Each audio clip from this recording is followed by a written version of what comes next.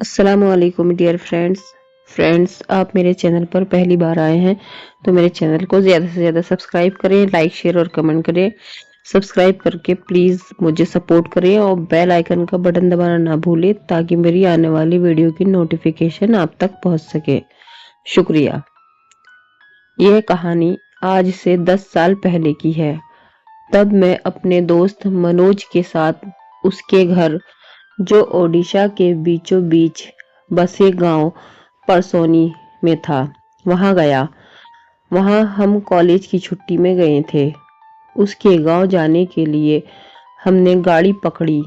मनोज रास्ते में अपने गांव के किस्से बताने लगा और किस्से सुनाते हुए कब शाम हो गई पता ही नहीं चला।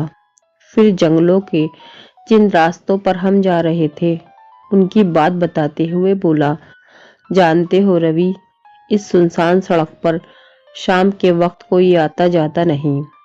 मैंने हामी में जवाब दिया। हाँ, शाम में यहाँ अंधेरा और यह घना जंगल, कोई भला क्यों आएगा? उसने हंसते हुए कहा, नहीं, ये रास्ता दिन के समय भी ऐसे ही सुनसान रहता है क्योंकि यहाँ वो रहती है। कौन? मैंने पूछा। तभी अचानक ड्राइवर ने मनोज को डरी और सहमी आवाज में कहा कि साहब, उसका नाम मत लीजिए। रात का ये पहर इसके लिए बहुत ही ताकतवर होता है। पहले हमें सुरक्षित घर पहुंच जाने दीजिए।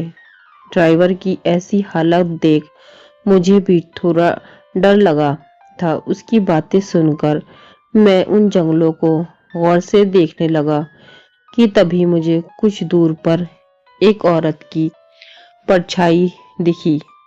उस कहानियों का असर यही हुआ।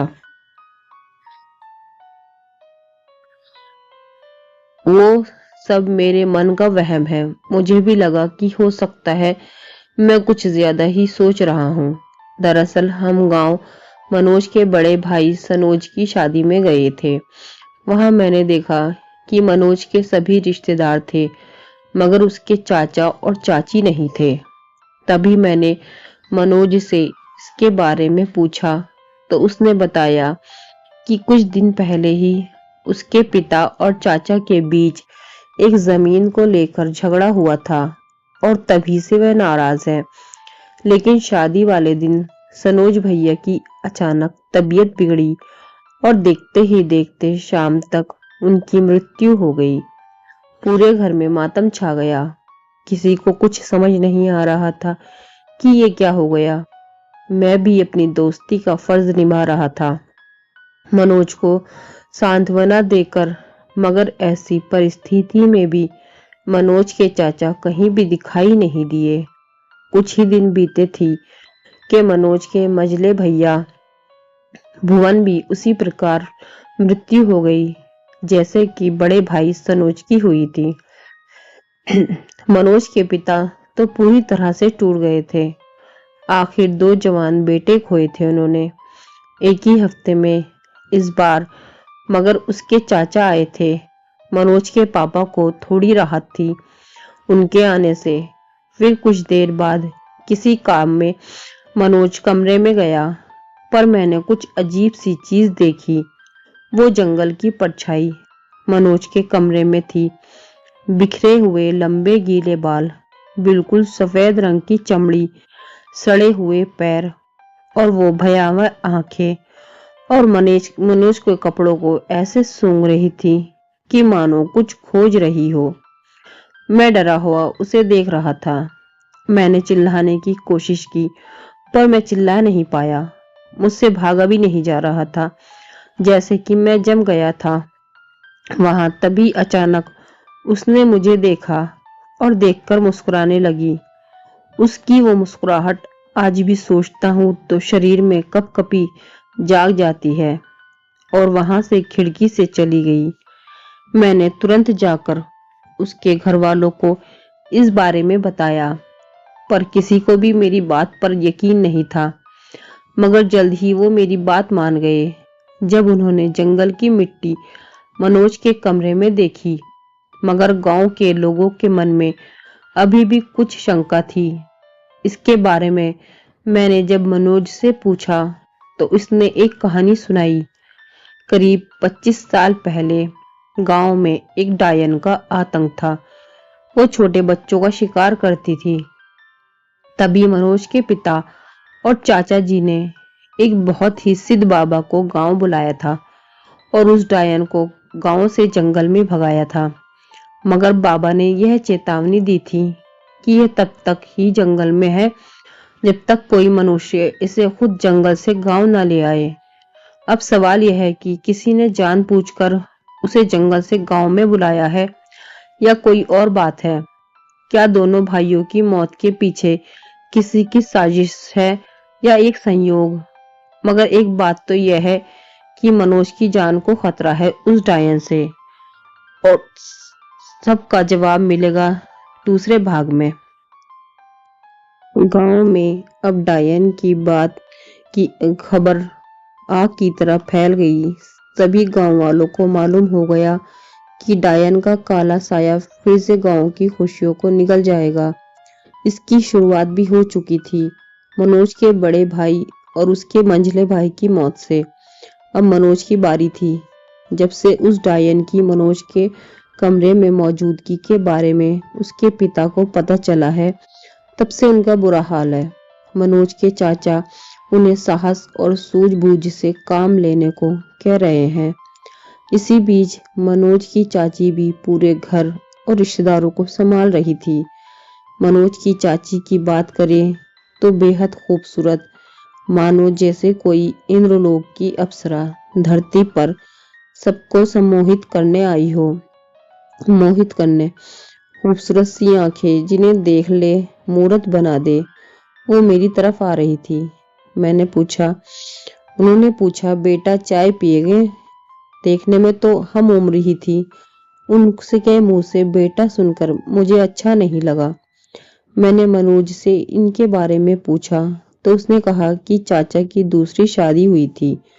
उनकी पहली पत्नी की मृत्यु के बाद मैंने मनोज को घर से बाहर न जाने की हिदायत दी और खुद निकल आया उस डायन का रहस्य जानने के लिए।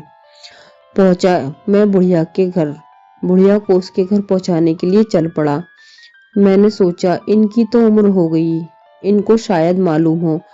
मैंने बोला, अम्मा उस डायन के बारे में कुछ जानती हो क्या? पर अम्मा कुछ न बोली। रास्ते भर में इनसे यही पूछता आया, पर वो मेरी बातों को नजरअंदाज करती रही। मुझे लगा कि शायद यह भी कुछ ना बताए। मैंने उनको उनके घर छोड़कर जैसे ही जाने लगा, उन्होंने मेरा हाथ पकड़ लिया और बोली, तनिक भीतर तो आओ बचुआ। उन्होंने कहा कि डायन के बारे में खुलेआम बातें नहीं करनी चाहिए, वो इन हवाओं के जरिए सब सुनती है। अब बताओ क्या जानना है तुम्हें? मैंने बोला, अम्मा उस डायन के बारे में सब कुछ जानना है, मगर शुरुआत से। आखिर ये शुरू कब और क्यों हुआ? जब मैं गांव के दूसरे हिस्से में उस डायन की कहानी सुन रहा था, वहीं मनोज के घर। अब सब चिंतित थे कि मनोज को इस काले साये से कैसे बचाए। तभी मनोज के पिताजी और चाचा जी ने ड्राइवर के साथ उन अघोरी बाबा के पास जाने का फैसला किया।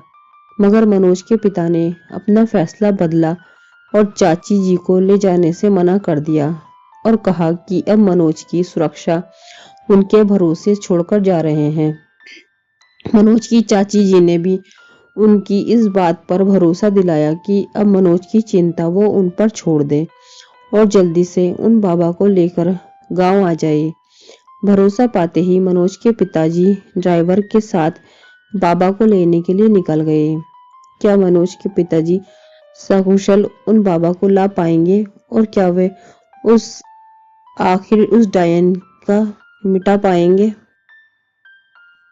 बुढ़िया ने कहा, क्या जानना चाहते हो बचवा? मैंने कहा, सब कुछ जो भी मैं उस डायन के बारे में जान सकता हूँ। यह गांव डरता है उससे, इसलिए कोई भी मुझे उसके बारे में नहीं बता रहा। बुढ़िया ने चिल्लाकर कहा, क्या ही कर सकते हैं ये गांव वाले, यह सब मुर्दे हैं सब। पहले भी इन्होंने कुछ नहीं बोला था और अब भी नहीं बोलेंगे। मैंने पूछा, कि आप किस बारे में बात कर रही हैं? थोड़ा शुरू से बताइए कि क्या हुआ था। बुढ़िया जमीन पर बैठ गई और मुझे भी बैठने को कहा। मैं बुढ़िया की बगल में ही बैठ उसकी कहानी सुनने को आतुर हो रहा था। बुढ़िया ने कहानी शुरू की। वो बोली कि करीब 30 साल पहले इस गांव में एक बानी नाम की औरत थी जो बच्चों को कढ़ाई का काम सिखाती थी। उसे बच्चों से बहुत लगाव था, मगर कुदरत का खेल देखो, 5 साल में एक बच्चा भी न हुआ उस बेचारी को। गांव समाज तो छोड़ो, उसका पति, उसका जेठ सभी ताना मारते उसे उसे बांझ कहते, उसे धुतकारते थे। वो बेचारी रोती भी तो किसके सामने। ऐसे में उसे सहारा मिला आसाम के एक छोटे से गांव मायोंग से आया निडर, जो मजदूर था, और उसकी बेटी बीना, जो बानी के पास ही कढ़ाई बीच में सीखती थी। बीच में टोकते हुए मैंने बोला, फिर क्या हुआ, दोनों भाग गए या नहीं? इधर मैं बुढ़िया अम्मा की कहानी में खोसा गया और उधर मनोज के पिताजी उन बाबा को बुलाने के लिए निकल गए थे।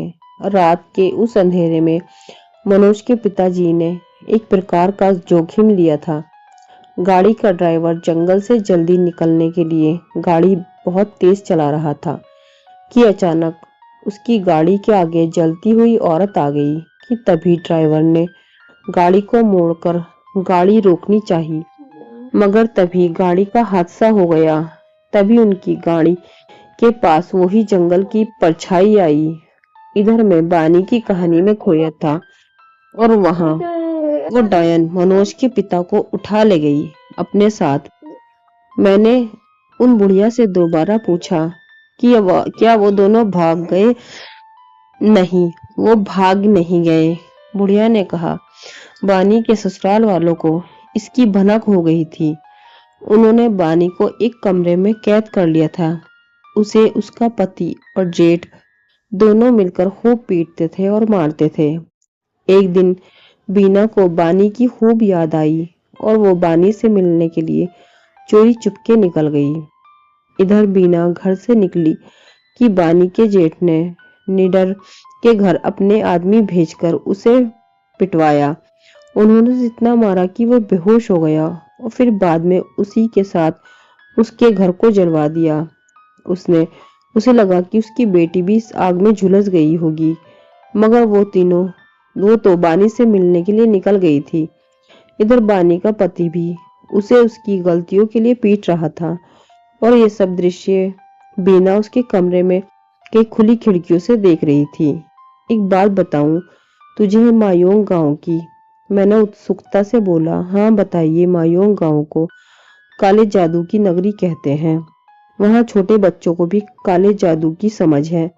मैंने पूछा, अच्छा तो फिर क्या हुआ? बुढ़िया ने कहा कि होना क्या था, अब की जैसे ही बानी के पति ने उस पर हाथ उठाया, बानी ने अपना आपा खो दिया और अचानक से बानी के पति का हाथ हवा में रुक गया और वो जमीन पर धड़ाम से गिर गया।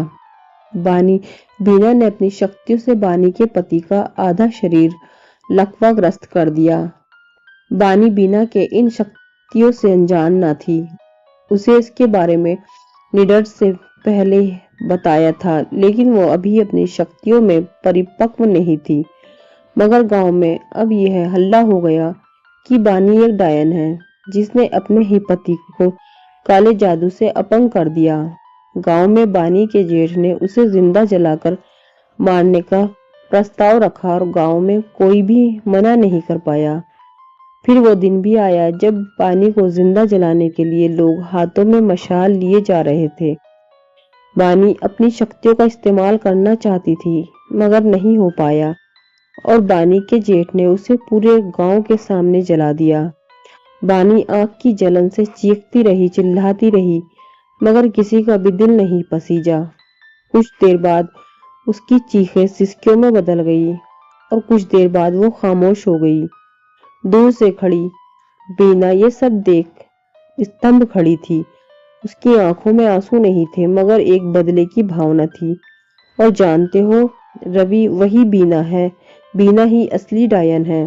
मैंने बुढ़िया से पूछा कि आपको इतना कैसे मालूम? वो मेरे दोस्त के परिवार वालों से क्यों बदला ले रही है? क्योंकि बानी को जिंदा जलाने वाला उसका जेठ और कोई नहीं, तुम्हारे दोस्त मनोज के पिताजी ही हैं और पति उसके चाचा। मेरे पैरों तले जमीन खिसक गई। मुझे विश्वास ही नहीं हो रहा था। मैंने पूछा कि कैसे यकीन करूँ आपका? उसने बोला क्योंकि बानी मैं ही हूँ। मेरा सर चकराने लगा कि एक औरत जो मुश्किल से मुझसे 2 फुट पर बैठी है वो को मरा हुआ बता रही है। मेरे शरीर में एक कपकपी सी छूट गई। बानी ने कहा कि बीना के रास्ते में आने की गलती मत करना, नहीं तो तुम भी पछताओगे। ऐसा कहते ही वो हवा की तरह मेरे शरीर से होकर निकल गई। मैं पीछे मुड़ा उसे देखने के लिए, मगर तब तक वो जा चुकी थी और जो घर कुछ देर पहले आबाद था वो जला हुआ एक उजड़ा घर था। यह निडर का घर था। उसके घर में बहुत तलाशी के बाद मुझे किस्मत से निडर उसकी पत्नी बीना की एक तस्वीर मिली जो उसने अपने बक्से में रखी थी। वो तस्वीर देखकर मुझे सब साफ हो गया और मैं समझ गया कि मेरा दोस्त एक बड़े संकट में है और उसकी मदद के लिए मैं उसके घर की तरफ निकल गया। क्या मैं अपने दोस्त को बचा पाऊंगा उस डायन से? रवि तेज कदमों से मनोज के घर की तरफ निकल पड़ा क्योंकि उसे इस बात की खबर हो गई थी कि मनोज को जान को वाकई खतरा है। बानी की कही हुई एक एक बात उसे याद आ रही थी कि बीना अब किसको नहीं छोड़ेगी। मनोज के घर पहुंचते ही रवि मनोज के पास उसकी सलामती देखने पहुंचा। मैंने मनोज को जगाकर पूछा कि घर के बाकी लोग कहाँ हैं। उसने बताया कि पिताजी ड्राइवर के साथ उस बाबा को बुलाने गए थे और मेरी देखरेख के लिए चाचा और चाची को बोला है। हम चाचा के कमरे में गए तो वहां सिर्फ चाचा ही थे। हमने उनको साथ लिया और बाबा के पास जाने के लिए निकल गए, मगर रास्ते में हमें मनोज के पिताजी की गाड़ी मिली। उसने ड्राइवर बेहोश पड़ा हुआ था, मगर मनोज के पिताजी कहीं नजर नहीं आए। हम समझ गए कि डायन उन्हें उठाकर ले गई है। मैंने चाचा जी को बोला कि आप ड्राइवर को अपने साथ ले जाइए और उसे अस्पताल में भर्ती कराकर उन बाबा को यहाँ लेते आइएगा। उस डायन को आज ही खत्म किया जाएगा। चाचा ड्राइवर को साथ में बैठाकर दूसरी गाड़ी में निकल गए। मैं और मनोज अंकल जी को जंगल में तलाश करेंगे। मुझे अपने दोस्त पर गर्व था। आधी रात हो चुकी थी और न जाने क्यों चांद धीरे धीरे लाल हो रहा था, जैसे कि किसी ने खून चढ़ाया हो उस पर। ये सब देखकर हम दोनों थोड़ा डर गए थे, मगर हमने अपनी खोज जारी रखी। थोड़ी देर बाद हम जंगल के बीचों बीच में पहुंच गए और वहां हमें अजीब सा अशोक का पेड़ मिला। बाहर से तो बहुत मोटी खाल मगर खोखला था।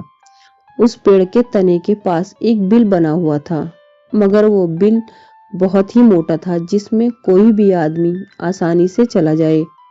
बचपन में सुना था कि पेड़ों में बिल बनाकर परियां रहती है, मगर जो मैंने देखा वो तो कोई डायन थी। हम दोनों अपनी जान बचाकर एक झाड़ियों के पीछे छुप गए और उस डायन के जाने का इंतजार करने लगे। वो डायन बिल में से निकली और चारों ओर देखने लगी। उसे शायद हमारे आने होने का अंदाजा हो गया था। कुछ देर वो रुकी, फिर वो चली गई। उसके जाने के बाद हम भी जंगल से घर की तरफ भागे और चाचा का इंतजार करने लगे। लगभग आधे घंटे बाद चाचा उन बाबा को लेते आए। बाबा बहुत ही तेजस्वी लग रहे थे। उनके माथे पर चिंता की कोई लकीर नहीं थी। उन्होंने कहा कि आज की रात चंद्र ग्रहण है और चंद्र ग्रहण 580 सालों में एक बार आता है। उस डायन के लिए आज की रात के कुछ घंटे जब तक चंद्र ग्रहण है तब तक मनोज की जान को खतरा है। लेकिन बुरी बात यह है कि चंद्र ग्रहण खत्म होने में अभी भी 3 घंटे बाकी हैं और उसी के बाद हम पूजा शुरू करेंगे और उस डायन को खत्म करेंगे। मैंने बीच में टोकते हुए बोला कि बाबा, हमारे लिए एक अच्छी बात यह है कि हम जानते हैं वो डायन कौन है और जंगल में कहाँ रहती है। सभी ने बड़ी उत्सुकता से पूछा कि वो कौन है। मैंने कहा वो डायन इसी गांव की है। चाचा ने गुस्से भरी आवाज में कहा, बताओ कौन है वो, अभी उसे बीच गांव में जिंदा जला देंगे। मैंने कहा, ठीक वैसे ही जैसे अपनी पहली पत्नी को आपने जलाया था। इस बात पर वो शर्म के साथ चुप हो गए। मैंने बताया कि उसका असली नाम बीना है और दूसरा नाम लाडो, आपकी दूसरी पत्नी। सभी चौंक गए, उन्हें विश्वास नहीं हो रहा था। चाचा ने मेरा गिरेबान पकड़ा और घर से बाहर निकाला और ये बोला कि क्या सबूत है मेरे पास।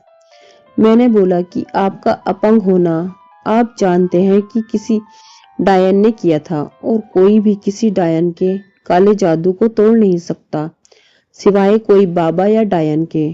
आपको आपकी दूसरी पत्नी बीना उर्फ लाडो ने ठीक किया क्योंकि काला जादू उन्हीं का था।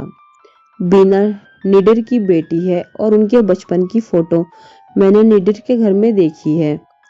लाडो जी का चेहरा बीना से बहुत मेल खाता है। हम बात कर रहे थे कि कमरे में लाडो चाची निकली। उनके निकलते ही सब कोई उन्हें डरकर देखने लगे। उन्होंने पूछा, क्या हुआ, तुम सबको पता चल गया? चाचा ने पूछा कि क्या रवि सही बोल रहा है? क्या तुम्ही ने सनोज और भुवन को मारा है? और मेरे बड़े भैया कहाँ हैं? मैं तुम्हें जिंदा जला दूंगा डायन। इतना कहते ही वो बीना की ओर उसे मारने के लिए बढ़े कि इतने में बीना ने उनको पकड़ा और उठाकर घर से बाहर फेंक दिया। बाबा ने मुझे इशारा किया कि मैं मनोज को घर के अंदर बने मंदिर में ले जाऊं। इधर बाबा ने एक पोटली में से राख निकाली और बीना पर फेंक दी। बीना उसकी जलन से तिलमिला उठी और मेरे पर झपटा मारा। मैंने उसकी आंखों में बदले की आग देखी, तड़प देखी। उसकी आंखें मेरे से मदद मांग रही हो जैसे, मगर कैसे मैं उसे अपने दोस्त को सौंप दूं। तभी बाबा ने दोबारा उस धुनी को बीना पर फेंका और वो जंगल की तरफ भाग गई। बाबा ने कहा कि आज की रात वो अपनी आखिरी बलि मनोज की देकर अपने माँ बाप को दोबारा जिंदा करेगी। अब चंद्र ग्रहण खत्म होने में केवल आधा घंटा बचा है। तभी बाबा ने अपने चारों ओर आटे का घेरा बनाया और उस घेरे के अंदर मनोज और मुझे आने रहने को बोला। उन्होंने बोला कि किसी भी हाल में उस घेरे के अंदर से निकलना नहीं है। इतना कहकर बाबा ध्यान लीन होकर मंत्र पढ़ने लगे। इधर चंद्र ग्रहण खत्म होने वाला था और बीना हर वो काम कर रही थी कि जिससे मनोज घेरे से बाहर आ जाए। पर हम दोनों बाबा के कथा अनुसार उसी घर में बैठे थे। तभी हमें मनोज के पिताजी की आवाज सुनाई दी। वो मनोज की मदद के लिए उसे आवाज लगा रहे थे। मनोज एकदम से उठा और उस आवाज के पीछे भागा और घेरे के बाहर मैं भी उसे रोकने के लिए उसके पीछे भागा। तभी बीना ने एक नोखिला भाला मनोज की मृत्यु के लिए उस पर चलाया, मगर चाचा ने बीच में कूदकर मनोज की जान बचा ली और कहा कि उन्हें और अपने पिताजी को माफ करना, यह मुसीबत उन्हीं की वजह से आई है। मनोज उन्हें एक टक देखता रहा। तभी मैं तुरंत मनोज का हाथ पकड़कर उसी घेरे के अंदर ले आया। अब चंद्रग्रहण खत्म होने ही वाला था। उधर बीना की आस। बाबा ने अब अपनी आंखें खोली और एक मंत्र पढ़कर उन्होंने अग्नि कुंड में वही भभूति फूंक दी और हम सभी जंगल के बीचों बीच उसी अशोक के पेड़ के पास आ गए। बाबा ने बोला कि उस पेड़ की गहराई में ही इस मसले का हल है। चंद्र ग्रहण अब खत्म हुआ और बीना एकदम से पागल हो गई। उसने अपनी शक्तियों से आंधी का झोंका उठा दिया और हम सभी एक दूसरे से अलग हो गए, मगर हम सभी को एक दूसरे की आवाजें आ रही थी और साथ ही साथ उस डायन की। वो हंस रही थी। उसने कहा कि हम सभी को वो खत्म कर देगी। इतना कहकर उसने बाबा को पकड़ लिया। मैं समझ गया कि मेरी मृत्यु अब नजदीक है, मगर मैंने फिर भी हार नहीं मानी। मैंने सोचा कि एक आखिरी कोशिश अपने दोस्त को बचाने की।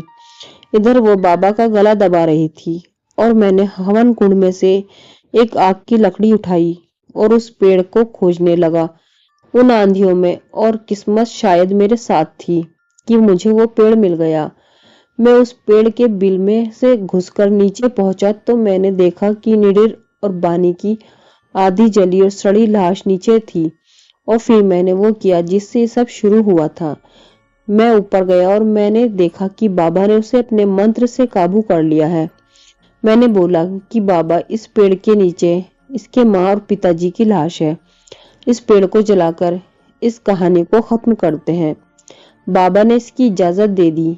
बीना चीखती रही, चिल्लाती रही, मगर मैंने अपने दोस्त की तरफ देखा और माँ काली का नाम लेते हुए वो जलती हुई लकड़ी को उस पेड़ पर फेंक दिया। वो बाबा की कैद से खुद को आजाद की और जलते हुए उस पेड़ में समा गई। और इस तरह से मेरा दोस्त उस डायन के बदले से बच गया। आज 10 साल हो गए इस घटना को। मैं इसके बारे में सोच ही रहा था कि तभी मेरे दोस्त मनोज का फोन आया और उसने कहा कि यार रवि, जानते हो ना, आज के ही दिन मैंने अपने पिताजी को खोया था 10 साल पहले, मगर आज वो वापस आए हैं। उनको उतना कुछ तो याद नहीं है, बस गांव का नाम ही याद था। तो एक महिला ने उन्हें यहाँ तक ले आई। पिताजी की देखभाल अब वही करेंगी। और जानते हो इनका नाम क्या है? बीना। फ्रेंड्स, आपको ये कहानी पसंद आई है तो मेरे चैनल को सब्सक्राइब करें, लाइक, शेयर और कमेंट करें। शुक्रिया। अल्लाह हाफिज।